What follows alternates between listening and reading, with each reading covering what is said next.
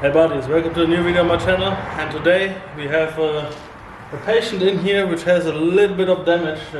It's a car that's coming from Florida, and I talked to the owner. He basically just bought it, rode for a little while, but he hadn't had that much fun with it till he had some engine troubles. He gave it in the shop and they messed around with it for too long and it was just a hassle. So basically, over some corners, the car ended up in my shop, where we're gonna take care of the engine, because this is a full-built race car. It has tons and tons of modifications in the engine already, but everything is like I see it here, put together with not much love and honestly not much care. Lines that should hook up in a different way are just basically pushed together. Zip ties here and there holding it together. Not nice. Somebody really did some work here in the engine bay. The rest of the car, the work that has been done to it is in really decent work, good work basically, but this is a horrible job basically. So the car is coming from another shop. They took off the oil pan and found a ton of metal.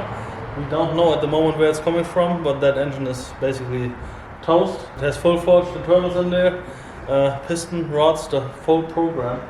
So basically what we're gonna do, we take it out because there are tons of parts that can be salvaged, and we're gonna see what can be salvaged and what would be the best option to proceed and repair this car. And I'm gonna take you with me on that journey. So basically the first step is ripping that engine out, and then after the engine is out and we got it on the engine stand, then we take a look together how we take it apart and see what is really going on in there. Alright, see you in a minute. I'm pulling out the engine right now. I basically hold it with my crank and then lifted up the body. So now we can get it out and get it over there, where we're gonna basically separate the transmission from the engine. And once we have done that, we put it on the engine stand. And on the way disassembling it, basically taking the engine out, I found so many stuff that was not right here. Multiple mistakes made on the exhaust, where clamps were not how they're supposed to be and causing big leaks. A crack in the exhaust system where it was like rubbing on metal. All kind of stuff like that. So it's gonna be fun putting that back together, because we actually fix it, and then we have to see that we put it a little bit different so it's not rubbing and cracking and whatnot all. But yeah, for right now, well, like you see, the engine is basically up. We rolled over there. We're gonna disassemble it. You see it has a massive turbo, and of course we're gonna check the play of the turbo and everything, because I see a bunch of oil sitting down in there. Let me check that right quick. No, I have a mess here. Let me not check it right quick. I'll check it another day. But that's basically it. And like you see here, really good. It's a hybrid turbocharger, where you have a relatively small exhaust side and an extremely big compressor side. And that's what's called a hybrid turbocharger, because it basically has a smaller exhaust side and a bigger compressor side. So it basically, especially for smaller engines, it doesn't need as much exhaust gases to spin it, because the exhaust case is smaller to spin that big compressor on the other side. But yeah, okay, I would say we're going to disassemble it. I'm gonna put this car, the front end back in, put it outside, so it still looks good when it's sitting in the parking lot, and all the electrical connectors and everything is protected, so no water is going into the wiring harness or any of the lines and damage anything. Alright, so I'm gonna see you again probably once we have disassembling that thing. And then, for example, just like this one, that was the vacuum line, way too big for the wastegate, so it was split like that. So the wastegate was not even working properly like it should. It's just a bunch of bad stuff like that. but we're gonna get that car back on the road in no time, and probably with way more power than before. Here's the block. Everything completely is disassembled right here. Everything is here in order, and what I actually see is a lot of damage on the camshafts. Just got this one, this is easier to get. And you see here a lot of tool marks on here. And then you see continuously rust. There was probably also rust here, and this. All these bearings here are messed up. So in the cylinder head, it's not too bad, but actually the cam cradle over here, I don't want to turn around and lose all my screws, but basically the bearing side on there is totally toast. I mean, it's basically matching what you see right here. So yeah, these camshafts are trash. That is trash. The thing is, for that, to fix that issue, you can get a new cylinder head, but actually the cylinder head by itself as assembly, because you cannot get that cradle as a single part. It comes as a kit with the head, and if you want to have it with camshaft, you spend well over $6,500 to $7,000 at the dealership. But actually, what is cheaper if you get the whole engine as assembly at the dealership. That saves you some money, and because this one actually, well, it had, well, this is Mahler pistons, power pack pistons, forged pistons basically, and also has the rods already upgraded. But the problem is what the shop messed up before. Well, that engine has run, like I said, like 100 miles or something like that since it was rebuilt. And you see, that's how the bearings look like. Luckily, the crank is still good. It just needs to be polished, and that's it. The crank is savable. Everything is savable except for the head. The head is trashed. But actually, if you look down in the engine, if you see it here, you see a big score. And if you see down there, the little oil squirter all the way there at the bottom, it's basically in all cylinders. This one is misaligned in cylinder number 3, and cylinder number 2 you see the score, how it basically lines up with that, and I see why that is. Because whoever built that engine before didn't know anything about engines, I guess, and basically they didn't align the oil squirters, or basically they put them in and didn't check for clearance. So basically the piston smashed into the oil squirter, and then can you get that good on the camera? Mm-hmm. You can see here how it hit the oil squirter, and then basically the material was sticking out, and then you see how it is flattened because it was actually going up into the cylinder and scraped the cylinder wall completely.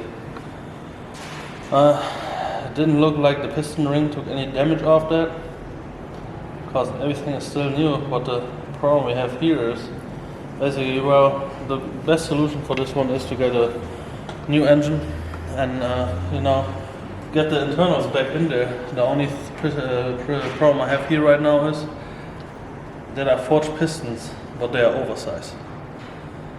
So original bore is 82.5 millimeters. There are 83 millimeter pistons, so they are oversized, not really noticeable, but well, they were not going to fit into a new engine. And since they are a little bit pre-damaged, the best option would be probably get a new engine, rip it completely apart, and then get a new set of pistons, forged pistons with standard size, and put it into the engine. But these connecting rods, the connecting rods are all straight, so they are all good. I have to check for clearances, but I think they are line honed and everything is good. But I'm gonna check for clearance in a little bit. But that is just to determine if we still need machine work done on there or not. Because I think this one is an OEM crank as well. Oh, Yeah, this one is the OEM crankshaft, so I think even though the crank is good, we take the new crank. So basically the only thing we're gonna swap over are the rods and with the new set of pistons into the new engine. And then of course all the ARP hardware, we're gonna swap it in there too. The ARP hardware was also not installed right because some of the bolts came out with the screws, some didn't. I think of all these bolts, 2 got stuck in the block and the other ones were just loose after I loosened up the head bolt. So all that was not good also. Yeah, so basically that's it. We found a lot of more damaged parts, which was what makes me say, okay, it's better to get a new engine, because I also had damaged wheels for the timing belt in the front. It looks like they dropped it on the floor or something like that. So that would need replacement as well, and that's also like $200 or something like that, or 150. I'm not sure. And then well, the tensioner for the timing chain in the back would need replacement, and I'm pretty sure all that comes on the engine assembly. And I think if I buy everything single-wise, we are pretty much at the same price, if not even more, than if you buy just the whole engine assembly, taking it apart, putting good internals in it, putting it back together, and you have everything new, and you don't mess around with refitting stuff. And well, we'll probably need a new turbo as well, because the turbo, like I see it, it should be a ball bearing turbo. And well, the problem is with ball bearing turbos, you still have all the contaminated oil in there, because there was a lot of metal in the oil. The metal in the oil pan was way more than the damage I see here. So I'm pretty sure that engine had before a rod bearing failure, and like I said, he went to the shop, had it rebuilt, they didn't do it right. And I think part of they didn't do it right is they put the old, I don't have it here, I think I have a picture of it. They put the old oil cooler back on there, which means there was a lot of oil with contaminated oil still, and there was a lot of metal flakes, and that is what we see in the oil pan right now. Because basically brand new motor, brand new rebuilt motor, and it pushed all the old contaminated oil with the metal flakes into the new system. Especially in the turbo, if you have a ball bearing turbo, you have all that metal flakes in there, and the ball bearings, you're never going to get that out all the way. It's getting flushed out over the time into your new engine, what you don't want. Especially if you don't spend thousands over thousands of dollars to have it rebuilt and built the right way.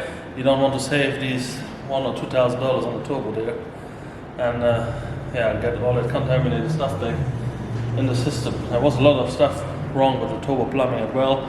I had one coolant line touching the exhaust manifold, because there should have been a 90-degree fitting to get away from it, but they went straight into the exhaust manifold, which was like, who the heck is doing stuff like that? Anyways, we're gonna get all that fixed up, and we're gonna get it all right, so we have a perfect, nice engine ready for the car. And well, that's pretty much it about the assembly. And I think I make it a 2-piece video, and I think in the next video we're gonna have the new engine and we're gonna put it back together, because here's all the stuff from the disassemble, except for the van, that's for another car. But yeah, basically all that stuff is on top of here, because when we rebuild stuff like that and we have a lot of contamination, everything oil related needs to be replaced. New oil pump, new oil filter housing, new oil cooler, all that needs to be replaced, otherwise you're pushing contaminated oil back in there, because you're never gonna get all the stuff out of there. You could reuse the engine block, because it has passages which you can clean really good.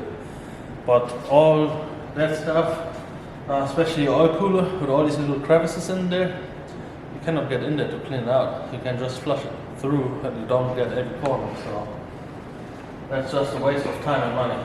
Alright, so I'm gonna still check the clearances just to make sure the rods are okay. Oh wow, we basically have to check that with the new.